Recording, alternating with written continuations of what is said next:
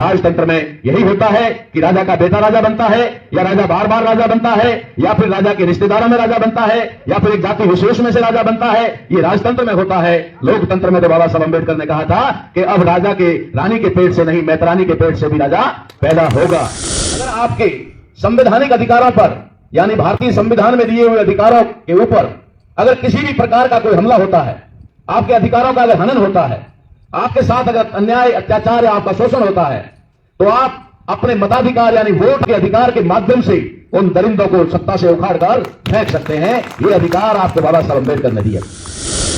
इस देश में 543 सीटों पर सिर्फ अधिक से अधिक पूरे भारत में सिर्फ 50 जाति के लोग सत्ता पर काबिज होते हैं, राज करते हैं, बाकी हम सब तालियां बजाते हैं। सत्ता पर राज करने के लिए तो सिर्फ 50 घराने हैं, 50 ही परिवार हैं और 50 ही जातियों के लोग हैं जो सत्ता पर काबिज हैं। कहां है लोकतंत्र? कहां है गण व्यवस्था? कहां है रिपब्लिक इंडिया? यहां पर तो लोकतंत्र को राजतंत्र में तब्दील कर दिया गया और आप लोगों ने इसे कभी गंभीरता से सोचा नहीं। हमारे वोट लेकर के हम लोगों को भिखारी बनाया गया। हमारे वोट लेके हमें भिखारी को समझ जाते या हमें समझा दिया जाता तो शायद इतनी बड़ी दुर्दशा आज हमारी नहीं होती। आज हम 5 किलो गेहूं के लिए मोहताज नहीं होते। आज हम अपना घर बनाने लायक भी नहीं है, वो भी हम सरकारों पर निर्भर हैं। सरकार ने मंजूर किया कि हम इन्हें गेहूं फोकट में दे देंगे, हम इन्हें खाना फोकट में दे देंगे, हम इन्हें दारू फोकट में पिला देंगे, हम सब कुछ दे देंगे मगर शिक्षा नहीं देंगे। साथियों, बहुत कुछ बातें हुई है और मैं समझता हूं कि हमारे इस कार्यक्रम के बारे में आप सभी लोग अच्छी तरह से अवगत हो गए होंगे कि आखिर हम क्या उद्देश्य लेकर के चल रहे हैं। मताधिकार, जिसको हम लोग सरल भाषा में कहें, क्योंकि एक शब्द हमने क्रिएट किया है, था तो बहुत पहले का शब्द लेकिन उसे विलुप्त कर दिया गया था। उस मताधिकार शब्द को विलुप्त करके वहां पर मतदान शब्द ले आए थे। मतदान, तो ये जो मतदान है ये हमारे हित में नहीं है, मताधिकार हमारे हित में, इसलिए हमने इस शब्द को वापस लाया। इसलिए कुछ लोगों के लिए ये शब्द नया हो सकता है, इसलिए सरल भाषा में कहें तो वोट का अधिकार, वोट का अधिकार। और ये अधिकार हमारे समाज के लिए मैं ऐसा मानता हूं कि बहुत ज्यादा महत्वपूर्ण है, बहुत ज्यादा महत्वपूर्ण है वोट का अधिकार। क्योंकि जब वोट आते हैं ना तो हमारे लोगों के लिए 15-20 दिन के लिए तो बड़ी मौज हो जाती है। एक बहुत बड़ा फेस्टिवल आ जाता है, एक बहुत बड़ा उत्सव आ जाता है और 15-20 दिन उन लोगों की बड़ी मस्ती से गुजरते हैं। शायद इसलिए वोट का महत्व समझ रहे होंगे लोग कि वोट महत्वपूर्ण क्यों है। क्योंकि जब वोट आते हैं तो गाड़ियों में घुमाया जाता है, कहीं चना और हलवा, कहीं वेज नॉन वेज, कहीं पर दारू, कहीं अफीम, कहीं डोडा, महफिलें होती है और बड़े 15-20 दिन बड़े आराम और मौज के साथ गुजरते हैं। तो फिर इस वोट का कितना फायदा है। लेकिन हमारे लोग ये नहीं जानते। भैरवलाल जी नामा साहब हमारे वरिष्ठ साथी हैं, समय के अभाव में पूरी बात नहीं बता पाए और फिर थोड़ा सा हो जाता है, हम भी इशारा कर देते हैं। तो आपने समझाया है आपको कि वोट का अधिकार क्या है। हमें इस संविधान के लागू होने से पहले यानी 26 जनवरी 1950 से पहले हमें यानी 4 वर्ग और 56 जातियां हमारे एरिया में 4 वर्ग और 56 जातियां, 56 कौम, जो 56 कौम है और 4 वर्ग है, इनको किसी भी प्रकार का कोई अधिकार नहीं था।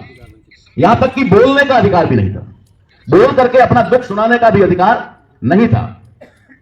तो 26 जनवरी 1950 को भारत के संविधान के माध्यम से हमें ऐसे बहुत सारे अधिकार मिले जो एक मानव को, जो एक इंसान को जिंदा रहने और मान सम्मान और स्वाभिमान के साथ जीने के लिए जरूरी होते हैं। वो अधिकार हमें बाबा साहब अम्बेडकर ने और जयपाल सिंह मुंडा ने अपने प्रयासों से हमें दिलाए। और उन अधिकारों को बरकरार रखने के लिए, उन अधिकारों को सुरक्षित रखने के लिए, उन अधिकारों का उपभोग करने के लिए हमको एक बड़ा अधिकार दिया और वो बड़ा अधिकार था मताधिकार यानी वोट का अधिकार। अगर आपके संवैधानिक अधिकारों पर यानी भारतीय संविधान में दिए हुए अधिकारों के ऊपर अगर किसी भी प्रकार का कोई हमला होता है, आपके अधिकारों का अगर हनन होता है, आपके साथ अगर अन्याय, अत्याचार या आपका शोषण होता है, तो आप अपने मताधिकार यानी वोट के अधिकार के माध्यम से उन दरिंदों को सत्ता से उखाड़कर फेंक सकते हैं। ये अधिकार आपको बाबा साहब अम्बेडकर ने दिया।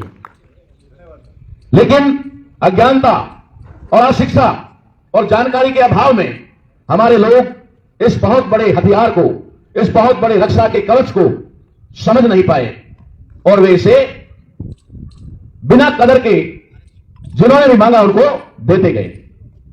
मैं ऐसा समझता ही नहीं हूं, पूरे दावे के साथ यह कहता हूं कि आज दिन तक न सरकारों ने, न किसी सामाजिक संगठनों ने, और राजनीतिक संगठन तो करेंगे ही क्यों, उन्होंने कभी भी ऐसी कोई मुहिम नहीं चलाई, ऐसा कोई अभियान नहीं चलाया जो अभियान आप लोगों के साथ हम लेकर के चल रहे हैं। अपने मताधिकार, अपने वोट के अधिकार के प्रति लोगों को जागरूक करने की जिम्मेदारी, पहली जिम्मेदारी सरकारों की थी, दूसरी जिम्मेदारी सामाजिक संगठनों की थी और तीसरी जिम्मेदारी राजनीतिक संगठनों की थी। मगर उन्होंने कभी भी अभियान नहीं चलाया क्योंकि उनको पता था कि जो वो काम कर रहे हैं या जो आपका शोषण वो कर रहे हैं, वो शोषण बंद हो जाएगा, आप जागरूक हो जाएंगे, आप अपने अधिकारों को प्राप्त कर लेंगे। इसलिए उन्होंने कभी भी अभियान नहीं चलाया। हां, कुछ भूल हमारी भी है और हम लोग भी अपनी भूल या गलती को स्वीकार करते हैं कि हमें भी ये मुहिम, ये अभियान बहुत पहले शुरू कर देना चाहिए था, मगर नहीं कर पाए। लेकिन अभी भी कोई वक्त निकला नहीं है, अभी भी हमारे पास में थोड़ा वक्त है कि अगर हम इसे लगातार एक सघन अभियान के तौर पर पूरे देश के अंदर हर गली मोहल्ले और हर घर तक और हर एक निर्वाचक यानी वोटर तक अगर हम पहुंचने की कोशिश करते हैं तो अभी भी बहुत कुछ वक्त हमारे पास में है। इसलिए साथियों, हमने वोट के अधिकार को आपके सामने रखने का प्रयास किया है कि आपका वोट का अधिकार जो है वो आपको क्या क्या देता है और क्यों जरूरी है। अभी बहुत सारे वक्ताओं ने इशारों में आपको समझाया है कि शायद जिस समय हमें वोट का अधिकार मिला, अगर उस समय हम लोग इस वोट के अधिकार को समझ जाते या हमें समझा दिया जाता तो शायद इतनी बड़ी दुर्दशा आज हमारी नहीं होती। आज हम 5 किलो गेहूं के लिए मोहताज नहीं होते। आज हम अपना घर बनाने लायक भी नहीं है, वो भी हम सरकारों पर निर्भर हैं। सरकारों का काम सिर्फ और सिर्फ 3 चीजें देना होता है: शिक्षा, चिकित्सा और रोजगार। सरकार अगर शिक्षा दे दे, चिकित्सा दे दे और प्रत्येक नागरिक को उसकी योग्यता के अनुसार रोजगार दे दे तो उन्हें न तो आवास देने की जरूरत है, न शौचालय देने की जरूरत है, न 5 किलो गेहूं देने की जरूरत है, न किसी भी प्रकार की कोई भी अंत्योदय योजना या वो लागू करने की जरूरत है। अगर 3 चीज दे दे, शिक्षा दे दे, चिकित्सा दे दे और रोजगार दे दे, और उन्होंने मंजूर किया कि हम इन्हें गेहूं फोकट में दे देंगे, हम इन्हें खाना फोकट में दे देंगे, हम इन्हें दारू फोकट में पिला देंगे, हम सब कुछ दे देंगे मगर शिक्षा नहीं देंगे। क्योंकि शिक्षा देने से व्यक्ति के रोजगार के अवसर उपलब्ध होते हैं और व्यक्ति जब रोजगार अपना बना लेता है तो किसी का मोहताज नहीं होता, वो अपने आप पे डिपेंड हो जाता है, अपने आप आत्मनिर्भर हो जाता है और वो किसी के आगे गिड़गिड़ाने या फिर भीख मांगने लायक नहीं रहता। इस देश में हमारे वोट लेकर के हम लोगों को भिखारी बनाया गया, हमारे वोट लेके हमें भिखारी बनाया गया और आज तो भिखारी से भी आगे हमें ले जाना चाहते हैं। इसलिए साथियों, इस मताधिकार अभियान की हमें जरूरत पड़ी। अब बात यह आती है कि सरकार, सामाजिक संगठन या फिर राजनीतिक संगठनों ने आज दिन तक यह अभियान क्यों नहीं चलाया।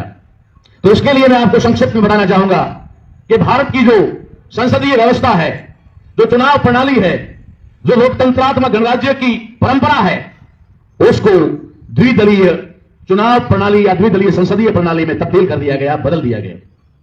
अभी साथी ने बहुत ही बढ़िया तरीके से समझाया था आपको। कई बार हम सिखाने नहीं आते, हम भी सीखने आते हैं और आपको पता ही नहीं चलता कि हम बहुत कुछ आपसे सीख करके जाते हैं। अभी कहा गया कि हम 2 पाटों के बीच में पिस रहे हैं। शायद उन्होंने थोड़ी हिम्मत नहीं जुटाई, पाटों के नाम नहीं बताया। हम 2 पाटों के बीच में पिस रहे हैं। अब ये जरूरी नहीं है कि पाटा ऊपर कौन सा है और नीचे कौन सा है। किसी पाटे के ऊपर या नीचे रहने से कोई फर्क नहीं पड़ता, जो बीच में है उसे तो पिसना ही पड़ता है। तो इस देश के अंदर द्विदलीय संसदीय प्रणाली बनाई गई और प्रणाली 2 पार्टियों की बनाई गई। पहले कांग्रेस, उसके बाद जनसंघ, जनता पार्टी और फिर भारतीय जनता पार्टी। आज कांग्रेस और बीजेपी, चाहे एनडीए हो, चाहे यूपीए हो या अभी नाम बदल करके चाहे इंडिया गठबंधन कर दिया गया हो, मगर उनका नेतृत्व अगर कोई करेगा तो 2 पार्टी ही करेंगी, कांग्रेस और बीजेपी ही करेगी। हमें इन 2 पार्टियों के बीच में डाल दिया। अब हमारे सामने पिछने के अलावा कोई चारा नहीं बचा। इसलिए इस द्विदलीय संसदीय प्रणाली में अपनी सत्ता को कभी ऊपर कभी नीचे, कभी ऊपर कभी नीचे, बारी बारी से सत्ता में रहने के लिए इस प्रकार का कोई कार्यक्रम नहीं चलाया कि ये लोग जागृत हो जाएं ये लोग सावधान हो जाएं। अगर आप सावधान हो गए तो फिर उनका बेड़ा गर्क हो जाएगा, उनका कारोबार कैसे चलेगा। इसलिए ये जो द्विदलीय संसदीय प्रणाली है, इसने आपके लोकतंत्र को राजतंत्र में बदल दिया। और राजतंत्र में यही होता है कि राजा का बेटा राजा बनता है, या राजा बार बार राजा बनता है, या फिर राजा के रिश्तेदारों में राजा बनता है, या फिर एक जाति विशेष में से राजा बनता है। ये राजतंत्र में होता है। लोकतंत्र में तो बाबा साहब अम्बेडकर ने कहा था कि अब राजा के रानी के पेट से नहीं, मैतरानी के पेट से भी राजा पैदा होगा। मगर यहां तो हम देख रहे हैं कि चुनिंदा कुछ जातियों के अलावा किसी का भी राजा बनने का अधिकार या मौका उनको नहीं मिल रहा है। इसके लिए अगर कोई कारण है, कोई जिम्मेदार है, तो ये द्विदलीय संसदीय प्रणाली है, जिसके अंदर कभी हम कांग्रेस को ले आते हैं, कभी हम बदल के बीजेपी को ले आते हैं, बीजेपी को बदल के कांग्रेस ले आते हैं, और इसी में हम खुश हो जाते हैं। तो इस प्रकार का जो ये खेल चल रहा है, आप अपनी आंखें खोलें, सिर्फ यही आंखें नहीं खोलें, आपके अब तीसरे नेत्र को भी खोलें, जिसे मस्तिष्क कहा जाता है, जिसे दिमाग कहा जाता है, उसे भी खोलें, और अपने हृदय वाली उन आंखों को भी खोल करके देखें, तो आपको पिछले 75 साल का इतिहास नजर आएगा कि इस देश में लोकतंत्र चल रहा है या राजतंत्र चल रहा है। इस देश के अंदर, इस देश में 543 लोकसभा क्षेत्र हैं, लोकसभा सीटें हैं, लेकिन आपको दावे के साथ कहता हूं कि 543 जातियों के लोग उसमें सांसद नहीं बनते हैं। 543 सीटों पर सिर्फ अधिक से अधिक पूरे भारत में सिर्फ 50 जाति के लोग सत्ता पर काबिज होते हैं, राज करते हैं, बाकी हम सब तालियां बजाते हैं। बाकी सारे तालियां बजाने के लिए हैं। सत्ता पर राज करने के लिए तो सिर्फ 50 घराने हैं, 50 ही परिवार हैं, और 50 ही जातियों के लोग हैं जो सत्ता पर काबिज हैं। कहां है लोकतंत्र, कहां है गण व्यवस्था, कहां है रिपब्लिक इंडिया। यहां पर तो लोकतंत्र को राजतंत्र में तब्दील कर दिया गया, और आप लोगों ने इसे कभी गंभीरता से सोचा नहीं, देखा भी नहीं। हम लोगों ने इस पर रिसर्च करने के बाद में हम इस नतीजे पर पहुंचे हैं कि हम लोग इस देश में लोकतंत्रात्मक गणराज्य लागू करके ही दम लेंगे। इस देश को, भारत को लोकतंत्रात्मक गणराज्य बना करके ही ये फैसला किया है हम लोगों ने, और ये फैसला करने के लिए हमें प्रेरणा हमारे महापुरुषों से मिली, हमारे इस मिशन के अग्रणी लोगों से मिली। मूल निवासियों के हक अधिकारों के लिए देश में हो रहे जन आंदोलन की प्रत्येक गतिविधियों की जानकारी के लिए मूल निवासी जन आंदोलन YouTube चैनल को सब्सक्राइब करें, घंटी के निशान पर क्लिक करें। वीडियो को ज्यादा से ज्यादा लोगों तक पहुंचाने के लिए वीडियो पर लाइक, शेयर और कमेंट भी जरूर करें। धन्यवाद। जागो मूल निवासी। जय भीम, जय मूल निवासी, जय भारत, जय संविधान।